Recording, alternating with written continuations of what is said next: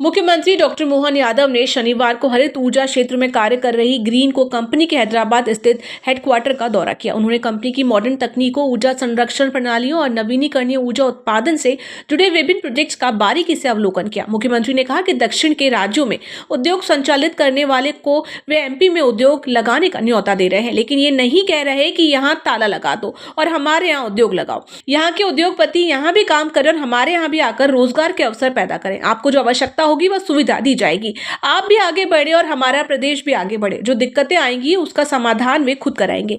MP से में सभी क्षेत्रों में समान रूप से संभावना है। सभी सेक्टर में एमपी सरकार पलक पावड़े बिछाकर स्वागत करती है।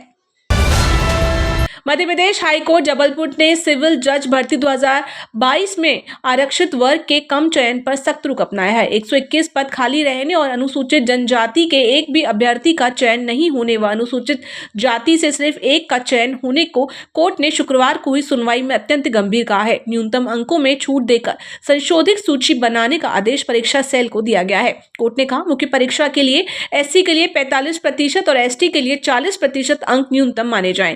साक्षात्कार के न्यूनतम 20 अंकों में भी राहत दी जाए। परीक्षा सेल को संशोधित सूची अगली सुनवाई में पेश करनी होगी।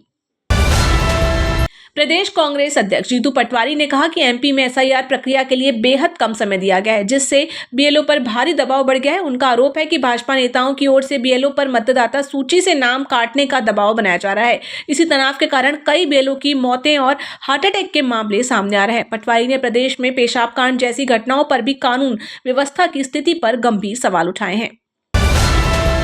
एमपी बीजेपी प्रदेश अध्यक्ष हेमंत खंडेलवाल की टीम में 3 नई नियुक्तियां की गई हैं। प्रदेश अध्यक्ष खंडेलवाल द्वारा जारी नियुक्ति पत्र के अनुसार प्रदेश मोर्चा प्रभारी की जिम्मेदारी मनोरंजन मिश्रा को सौंपी गई है। मिश्रा बीजेपी के सभी अलग अलग मोर्चों के प्रभारी के रूप में काम करेंगे। साथ ही प्रदेश प्रकोष्ठ प्रभारी का जिम्मा आशुतोष तिवारी को सौंपा गया है। तिवारी भी मिश्रा की तरह बीजेपी के सभी प्रकोष्ठों के प्रभारी के रूप में जिम्मेदारी निभाएंगे। संगठन में जितेंद्र लिटोरिया को भी महत्वपूर्ण जिम्मेदारी सौंपते हुए उन्हें कार्यालय व्यवस्था प्रभारी बनाया गया है। वे प्रदेश कार्यालय के साथ जिलों के कार्यालयों की व्यवस्था का प्रबंधन भी देखेंगे। पूर्व मुख्यमंत्री उमा भारती ने कहा कि हमारे लिए सबसे बड़ा चैलेंज अपने ही देश का भ्रष्टाचार खत्म करना है। उन्होंने कहा कि जहां आरक्षण है उसके अलावा भी महत्वपूर्ण पदों पर वंचित वर्ग को रख सकते हैं। इसके लिए सभी राजनीतिक दलों को एक होना चाहिए। शामला हिल स्थित निवास पर मीडिया से चर्चा करते हुए उमा भारती ने कहा कि किसानों के गोपालन से ही गाय बचेगी। यह स्पष्ट है कि गंगा और अन्य नदियों को बचाना भी पर्यावरण की दृष्टि से भारत के लिए बहुत जरूरी है।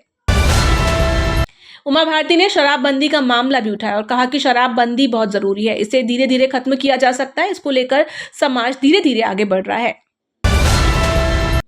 रायसेन के गोहरगंज में 6 साल की बच्ची से दुष्कर्म का मामला सामने आया है। शनिवार को भीड़ ने जयपुर जबलपुर नेशनल हाईवे पर जाम लगा दिया। वहीं आसपास की दुकानों को भी बंद करवा दिया गया।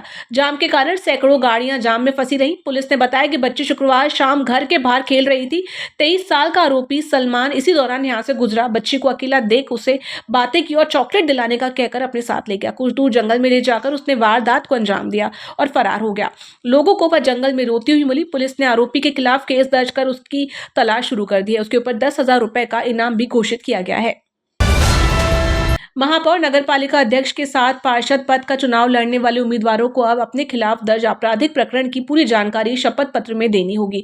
इतना ही नहीं, लोकसभा व विधानसभा चुनाव लड़ने वाले प्रत्याशियों की तरह प्रतिदिन का चुनाव खर्च भी ब्यौरा राज्य निर्वाचन आयोग को देना होगा। अगर कोई उम्मीदवार शपथ पत्र में जानकारी नहीं देता तो रिटर्निंग अधिकारी उसकी उम्मीदवारी निरस्त कर देंगे। राज्य निर्वाचन आयोग ने चुनाव लड़ने में होने वाले खर्च की लिमिट भी तय करने का फैसला किया है।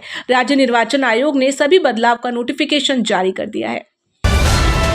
सेंधवा के वर्ला थाना क्षेत्र के उमटी गांव में शनिवार सुबह पुलिस ने अवैध हथियार बनाने वाली एक बड़ी फैक्ट्री का भांडाफोड़ किया। ये कार्रवाई मध्य प्रदेश और महाराष्ट्र की संयुक्त टीम ने सुबह 4 बजे दबिश देकर की। अभियान में दोनों राज्यों के 250 से अधिक पुलिसकर्मी शामिल रहे।